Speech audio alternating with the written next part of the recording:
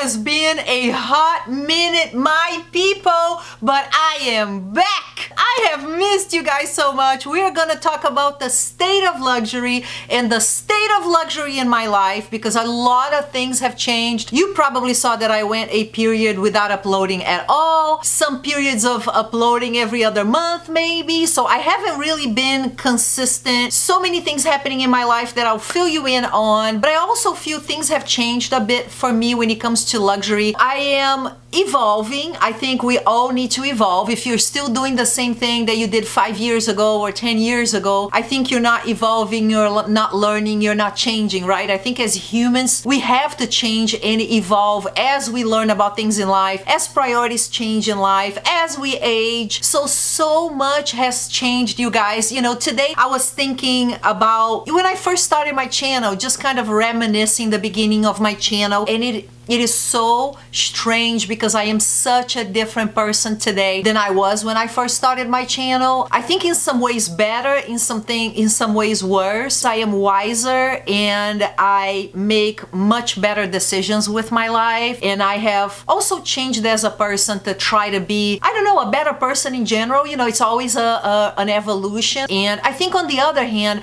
when I look at that girl that started my YouTube channel many years ago, she was very naive. I feel like the world has changed so much today that in some ways it has made me a more, I don't know, retracted person, more introverted, more guarded, more protected after so many things that have happened in my life over the years. I also think because of so much craziness that is going on in the world, you know, wars and all of the politic wars, and I just feel like the world is a bit more somber than it was before. I feel like before, in those days, I was just in my bubble, you know, and I was so happy and I was just so content with life. And I'm angry at myself in a way because I wish I had protected myself more and I was still living in that bubble because I feel like I would be a lighter person than I am today. I just think I let the darkness of the world really penetrate my mind and my life. I don't know, it has taken that little bit of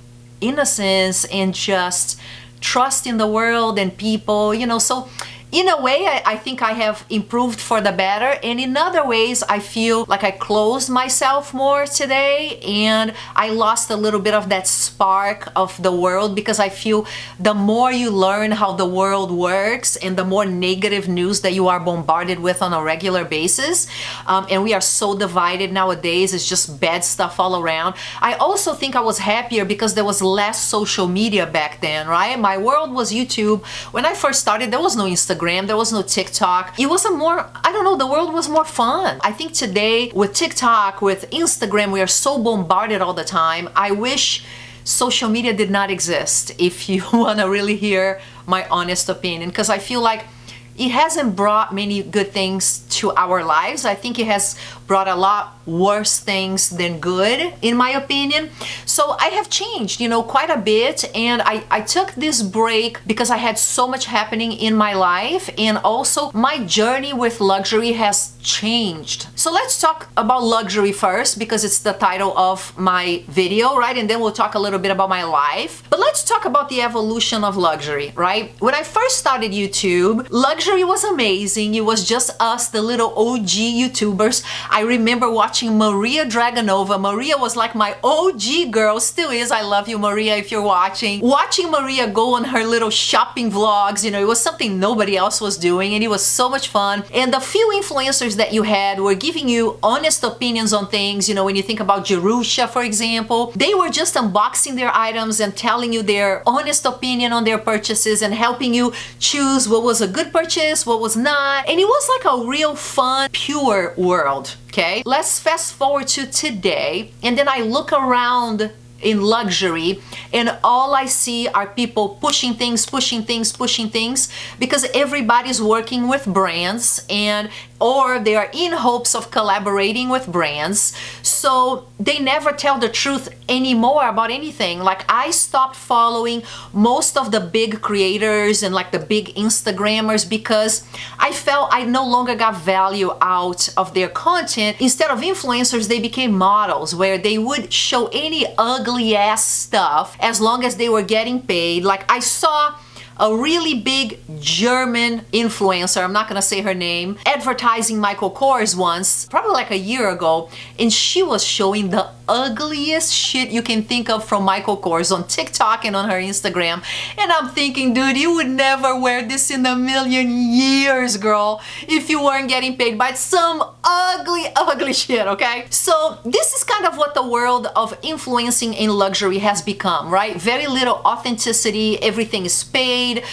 You don't hear people saying negative things about brands anymore. The more you grow, the more you get associated with brands, so you become about just pushing products and pushing crap to your viewers, right? So that's one aspect that turned me off. And then let's talk about the luxury as an industry. What happened with luxury was, back in the days, luxury was still kind of like, if you know, you know. You know, we were not bombarded with every bag, every pair of shoes, all of the clothes, every season, every collab. It was still exclusive, I felt. Maybe because we didn't have social media and we were not seeing it everywhere. So it still felt special. It still felt aspirational, something you dream to attain. You're one of the few people that have those items, you know, and you had those really hard to get items, and things were a little bit more, I don't know, enticing and special and fun. When I look at luxury today, it's not special anymore.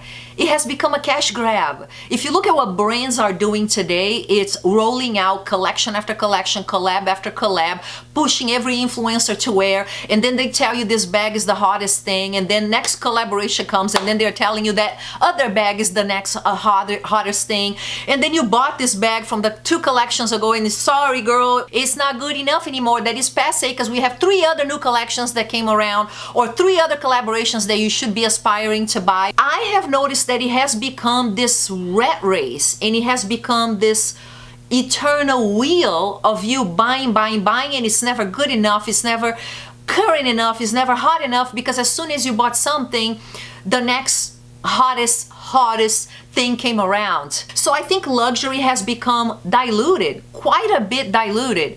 Now everybody has everything, even Hermes. Hermes used to be like so special, something kind of so out of this world. You go on TikTok right now, every 17-year-old has a Birkin. You know what I mean? Whether it's fake or not fake, I don't care, but everybody has one. You know, it's not special anymore. I don't know, that kind of killed a little bit of the spark for me. Luxury, you are paying more because you want something that is exclusive. You want something that is special that nobody has. You want to walk in a room and you have a luxury item and you want to be one of the few people wearing that, right?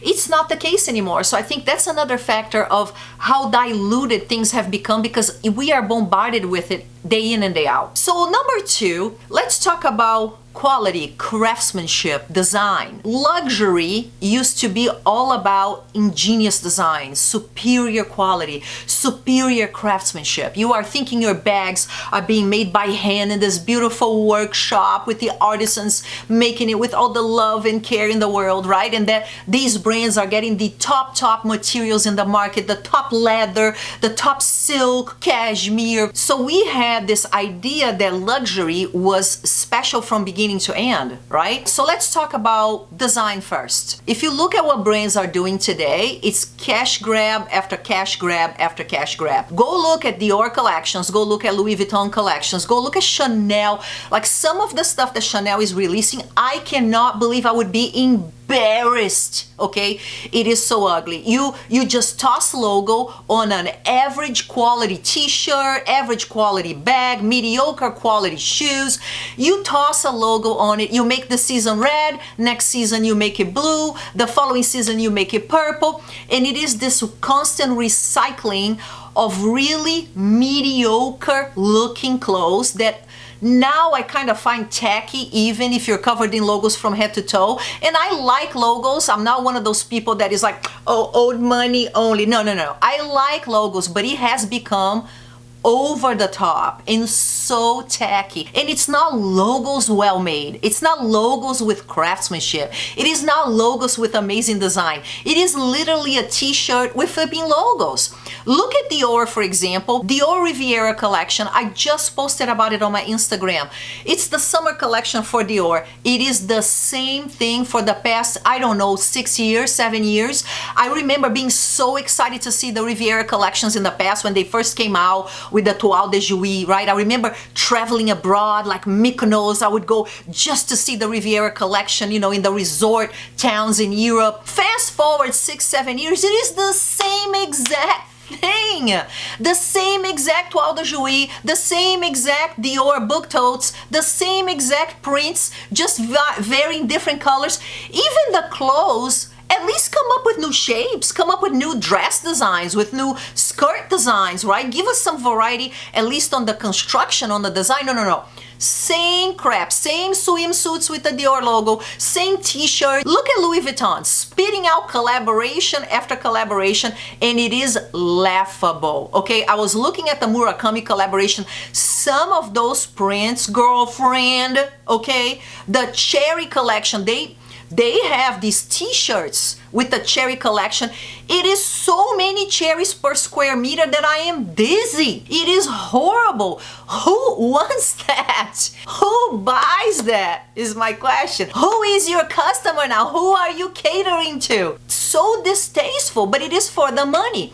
It is the plain stuff with the logo thrown in, and we have a new collection that is really not a new collection. Everything is completely recycled. So design, it's completely a sham nowadays, okay? Unless you are buying something that is $8,000, right? $7,000. For the average customer, it is just cheap logo crap. So that's design for you. Now let's talk about quality. If you have been in the know with the scandals that have been coming out one after the other on the luxury industry regarding labor exploitation, and I post about it on my Instagram all the time. I report on those. But have you seen the labor exploitation scandals that happen in Italy, right outside Milan, where a lot of the workshops are for several luxury brands, okay? Dior, Fendi, Prada, YSL, Gucci, okay?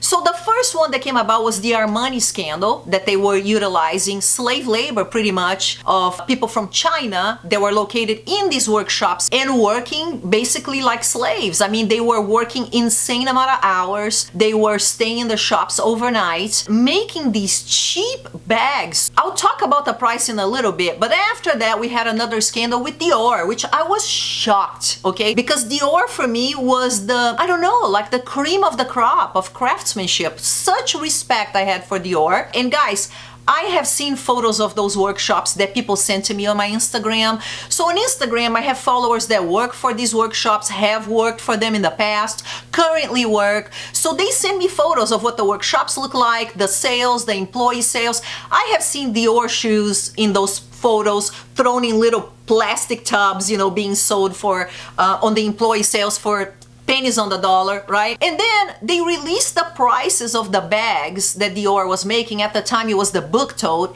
and it was like 57 euros to make a book tote, allegedly, right? I have to say that to protect myself. And that made me think, my gosh, you are paying almost $3,000 for a Dior book tote. And it is cheapo bags made with slave labor. Fast forward Dior, and obviously they all deny, but it is official. If you look, there is really court documents. Dior was put in administration, and so was Armani, which means the government in Italy was actually going to watch all of their operations to make sure that they were not exploiting human beings anymore. And then the most recent just happened like 2 weeks ago, Valentino labor scandal, same style, right outside Italy. It was nationals from China. Many of them were illegal, did not have documentation. They were working crazy hours. The safety devices from the machines that they worked on to produce the goods were removed so they could make things faster. Okay, if this doesn't blow your mind, I don't know what would, right? Because, and then the prices for the Valentino bags came out, and it was same thing, around, I don't know, it was around 70 something, I don't know, between $50 and $80 to make a Valentino bag that is sold to us suckers, because that's what I call us now. We are suckers. it is sold to us suckers for thousands of dollars. So that fantasy that, hey, I am paying more, but this is a better quality product, I'm getting special treatment, it is made ethically in workshops where employees are treated so well, I'm getting a superior product. No, like not at all, you're not getting a superior product. You're getting a cheapo ass bag is what you are getting from Armani, from Dior, from Valentino. And that, guys, on the first scandal I was turned off. On the second one, broke my heart with Dior. On the third one is like, I no longer buy fabric logo bags. It has to be something really spectacular or something that has a special meaning, or maybe it was a special trip or something like that. Because I know those bags are really cheap to make now. Now I know that if you go buy a Dior logo bag, right, that is like that canvas fabric, whatever, those bags cost 70 bucks to make. I'm gonna pay $3,000 for that? I mean, I'm not an idiot. I love luxury. I love looking cool. I love being bougie and flexing, but I'm not an idiot. I feel taken advantage of, and I'm not stupid. So don't take me for granted as a customer. If you're gonna charge me these insane prices with this insane markup and the amount of money that these brands make, guys, because now, you know, I have a little bit of visibility to part of the industry, which is fashion jewelry. Because you guys know I started my business, my fashion jewelry line that I make in small workshops in Brazil. It is a very small business. I am very proud of it. It's called Azulik. I'll post pieces for you in the future in other videos. But I see the prices of things now when it comes to fashion jewelry. I know how much it costs, so sometimes I am looking at my jewelry. So my jewelry is brass with 18 karat gold, and we do like a high quality bath of 18 karat gold, right? And I know how much that costs. And I will see pieces at Saint Laurent, for example, fashion jewelry, that are not bathed in gold at all. It's just brass. And you are paying $1,000 for that. It is just so insane. And on top of it, you are not treating your employees right. Like, I think luxury needs to be held to a higher standard, because the prices that they charge mean that everything has to be impeccable. The quality, the service, the designs, the treatment of their employees, environmental sustainability, everything needs to be superb. If your markup is gonna be 1,000%, 3,000%, depending on the item, right? So this really truly turned me off. It just made me feel taken advantage of. I think it's the right word. And then I was talking to someone who works in one of these workshops, because my first question is, you guys don't audit your suppliers? You do not audit your suppliers? What do you mean? Or you do a half-ass audit of your suppliers? You cannot tell me that you did not know. And then I was talking to this person that works in one of these workshops outside of Milan, and she was telling me, Erica, let me ask you a question. If you found a Birkin for $500, would you be suspicious? Yes, I would definitely be suspicious. I know a Birkin is impossible to buy for $500. And she said, yeah, it's the same situation. These brands are getting 400 bags made a shift for this little low price that they know is completely impossible to make within the labor law requirements in Italy, but they're still getting those bags. So they're pretending they don't know, because they know it is not feasible to get that many bags and follow all of the labor laws with superior quality and craftsmanship at that price. She said they know very well. They pretend they don't know when they hire these contracted shops, right? And that made me think, I was like, holy cow, that is true. Because they know exactly what the labor laws require, what the maximum working hours are for each employee, right? They know exactly what it takes. So if you're getting something that is too cheap, you should be like, this is too cheap to be true. There is something else we need to look at here. But she said that they turned the other way, right? So when it comes to quality, the fantasy of quality is gone. Have you seen the quality of Chanel bags lately? I mean, there was a scandal with Chanel as well. The funny thing about all of these scandals, most influencers don't post about them. Have you noticed? Like, they don't post anything. Because, you know, God forbids they're not going to get free bags anymore or invited to the events. You know what I mean? So Chanel also had a scandal. And what Chanel was doing was they were using kind of like the unemployment office in France to hire unemployed people as temporary labor to make their items. small leather goods, wallets. And here is the craziest part. Chanel does not pay their salary. The government in France pays their salary. Okay, so this luxury company that makes this crazy amount of money is hiring people from the labor office. They are not even paying their salary. The government is paying for the salary for Chanel to make all of this money, right? And then these people get what? Basic training probably to make these leather goods, right?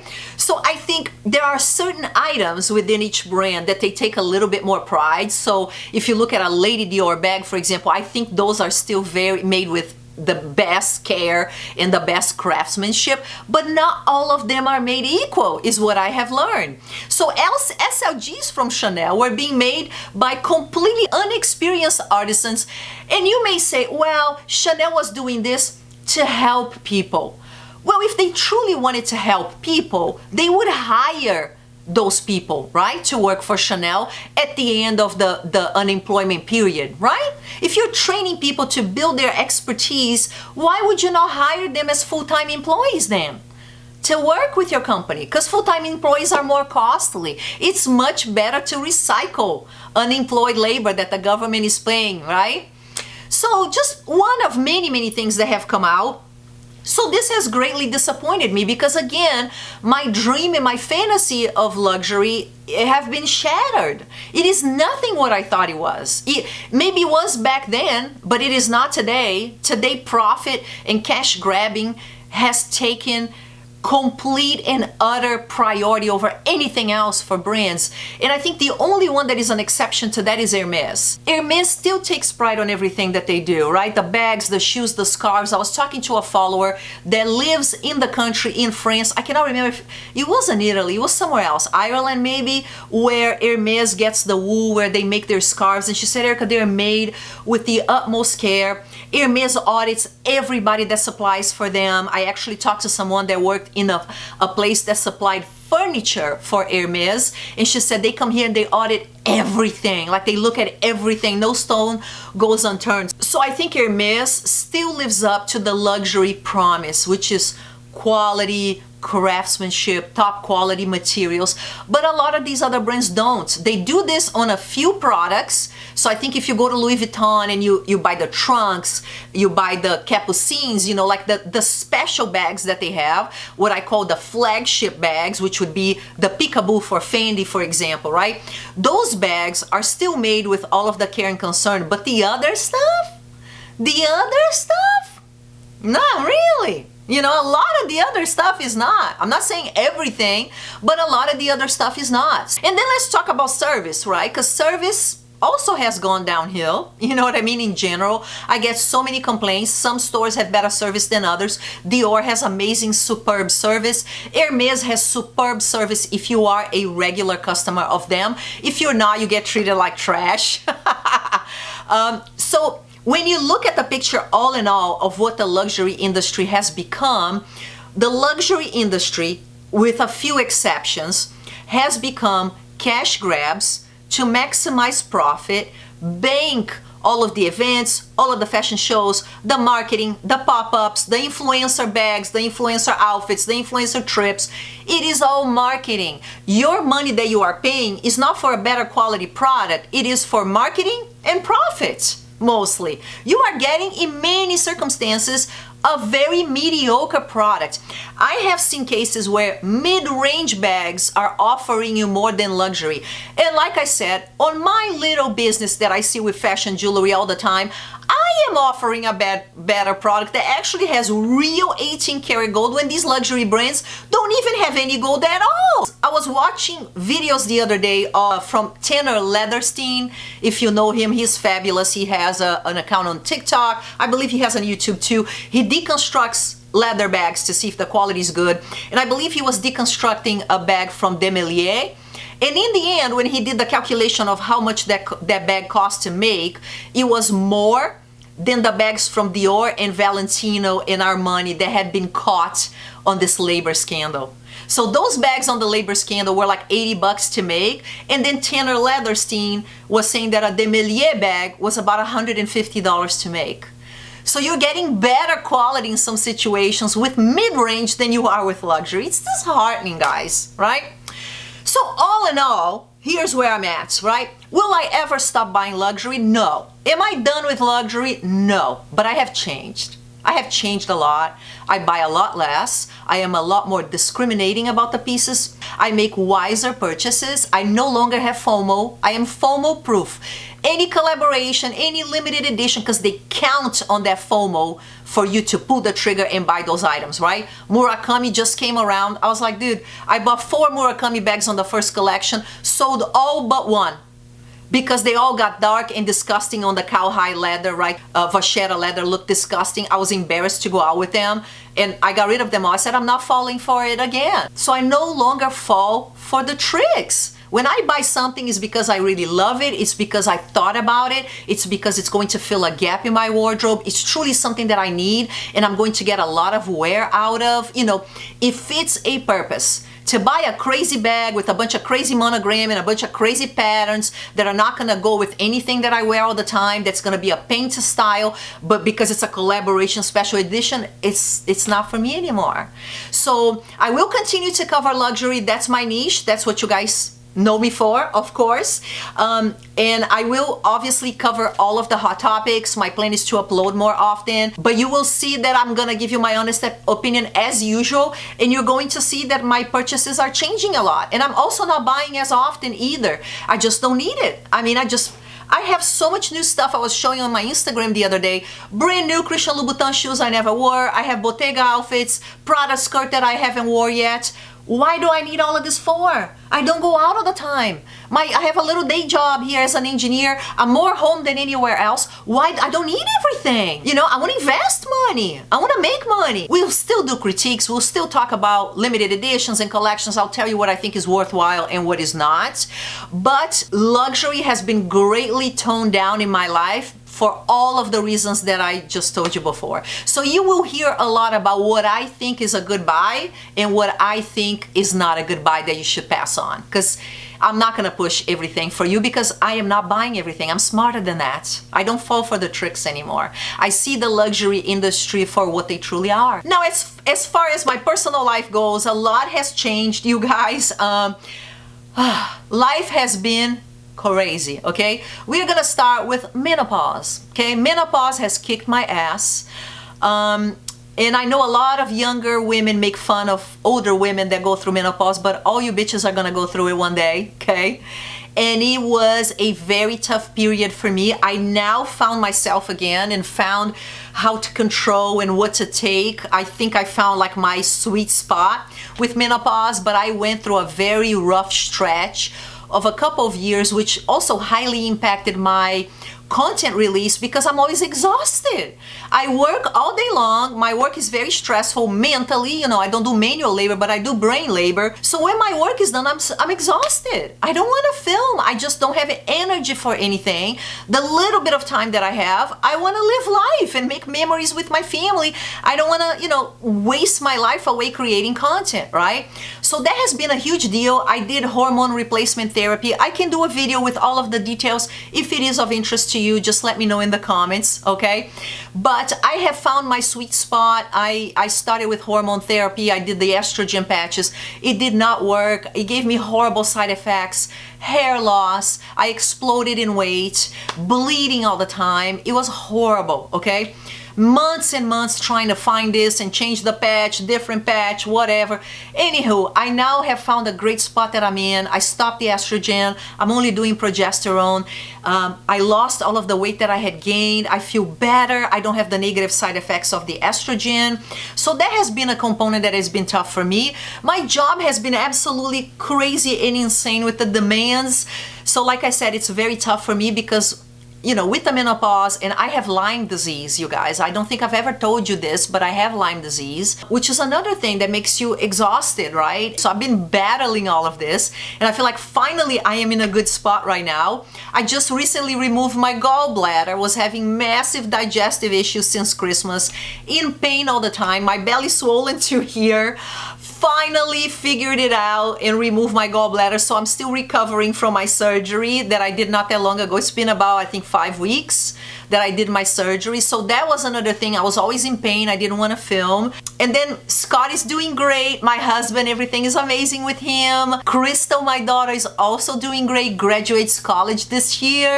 I am also battling the empty nest syndrome. I have been really depressed with the thought of Crystal leaving home, and talking about it makes me want to cry. But it has been a tough change for me in real life because I only have one daughter, and my daughter has been my best friend all of these years. You guys have seen my daughter grow, graduate high school, and the thought of not having her around, or like waking up in the morning and she's not there to say good morning, or for us to chat about fashion or the funny TikTok videos, and just to think that it's gonna be just Scott and I in this house, it makes me very sad. And I'm just having a very tough time with this transition. And I know we are supposed to raise our children for the world, and I hope I have prepared her well to be successful. She's going to school, she's in the College of Engineering, and I hope I have set her up for a successful future. But this has been very difficult for me and will continue to be. So she graduates in December. I am enjoying my last few months that I will have my daughter at home. So it will be a new chapter in our lives. And I think, you know, this is all that has been going on, guys. So a lot changing. I feel like health-wise, I'm finally in a good spot with my hormone situation, because I think you don't realize how much your hormones affect you, everything, your sleep, your weight, anxiety, cause so many different problems, you know, your mood. And to finally be able to be in a good spot and not be dealing with hot flashes and sleepless nights, but also not dealing with all the side effects of the estrogen therapy, it just wasn't for me, you guys, you know. And when you get to this age, I think some people do very well with hormone therapy and estrogen patches, and they make you think you have to do it. And for me, it was an absolute terrible experience. My hair was falling by the bunches, you know, in my hand when I started estrogen. And my doctor never told me any of these side effects, because they want to push stuff so they can make money off of you. So I just think now I just have the energy again, you know, to come and film and talk to you guys. I missed you guys, you know. Out of all of my platforms, YouTube is the most dear to me. I feel like in YouTube you have a true community. You know, I built a big following on TikTok. I'm over 500,000 followers there. But TikTok is not the same community that we have on YouTube. I feel like YouTube, we are a family. You sit here, you watch me talk for 20 minutes, 30 minutes, you watch my life. I feel like it's like we are truly a community, you know. And I miss that feeling, because TikTok is very superficial. Here you guys know me, you know my family, you've seen my daughter grow up, you know, it's just such a different feeling doing YouTube. So I want to come back to YouTube and do regular releases like I did before, and deprioritize, if I have to, my other platforms, because this is where I want to be. So I hope you're happy that I am back. I hope you guys are doing okay. I hope you have wonderful things happening in your life. Sending you so much love, so much positivity. I am so grateful for all of you that sit here and watch my videos, that have supported me all of these years. There are absolutely no words to say how grateful I am for all of you. And I will see you on the next video, because I am back, bitches. Love you guys. See you soon. Bye.